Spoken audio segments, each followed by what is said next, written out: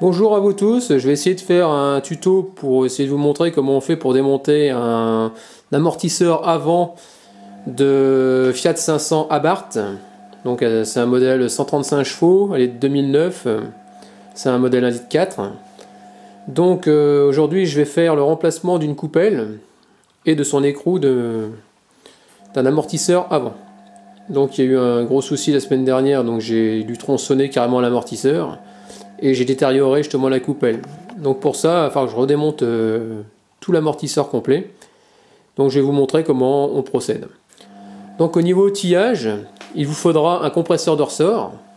Donc moi j'ai acheté ce compresseur de ressort, donc c'est dans une valise, hein, ça se trouve sur internet, moyennant à peu près une centaine d'euros. Là, avec ça et ces genres de coupelles, vous travaillez en toute sécurité. Et puis donc c'est super. J'ai déjà testé sur ma Mercedes et là je les ai testés aussi sur la Fiat 500. Donc ensuite il vous faudra une clé plate, que voici, une clé plate de 16. Celle-ci elle vous servira à dévisser la bilette de suspension qui est raccordée entre l'amortisseur et la barre stabilisatrice. Ou une clé contre-coudée de 16. Donc il faut que ça soit soit plat ou contre-coudé, parce qu'il vous faudra justement pour pouvoir la resserrer après une clé Allen, ou BTR ou CHC. Ensuite il vous faudra pour enlever la partie supérieure de l'amortisseur, une clé 19 à pipe débouchante de 19 pour pouvoir loger la clé Allen, une clé Allen par-dessus, comme on peut voir, pour bloquer la tige de l'amortisseur. Ça, c'est pour la partie supérieure. Ensuite, une fois que votre amortisseur sera tombé, il vous faudra une clé mixte, donc le côté œil, de 27, pour pouvoir dévisser l'écrou qui se trouve en dessous, qui tient la butée, quoi, avec le ressort et tout l'ensemble. Ensuite, moi, je vais utiliser deux cliquets qui me serviront pour la partie basse, pour enlever les deux vis de l'amortisseur. Vous pouvez utiliser des clés à œil, clés à pipe, ce que vous voulez, là ça passe nickel. Ensuite, j'ai pris un petit aimant qui me servira pour récupérer les rondelles au niveau des bras des essuie-glaces. Mais vous pouvez le faire sans, hein, mais c'est plus pratique avec un aimant. Ensuite, je vais avoir besoin d'un tournevis plat, pas très grand, quoi, de façon à retirer le cache au niveau du capot. Il y a des caches au niveau des essuie-glaces. Il y a des petites attaches, quart de tour, donc il vous faudra ça. Et il y aura une autre pièce en plastique à démonter avec un tournevis cruciforme. Ensuite, il vous faudra également une pince à bec plat pour pouvoir retirer un tout petit ressort. Moi j'appelle ça un petit ressort, mais qui permet de bloquer tout ce qui est flexible de frein.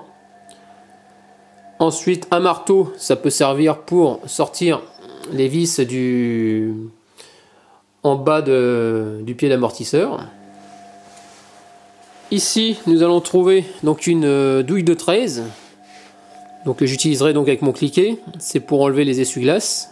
C'est des écrous de maintien des essuie-glaces. Ensuite, donc je vais utiliser un carré de force avec une petite rallonge, c'est pour desserrer mes roues de voiture, et une douille de 17. Ensuite, on trouvera une douille de 15 et de 16. Donc c'est la 15 et 16, c'est pour démonter les deux axes que je viens de parler auparavant sur la partie basse de l'amortisseur.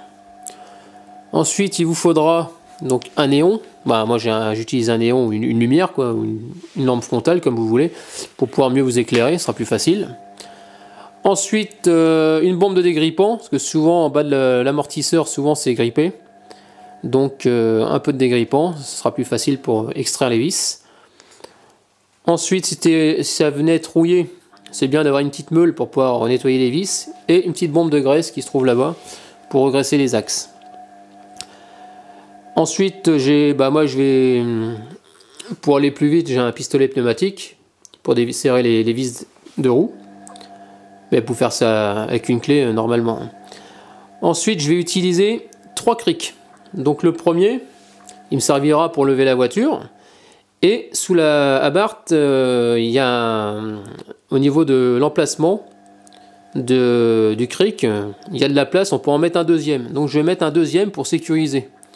Ou alors vous pouvez utiliser à la place d'un deuxième cric, utiliser une chandelle, quoi. Ensuite, j'ai utilisé le petit cric, celui qui se trouve ici.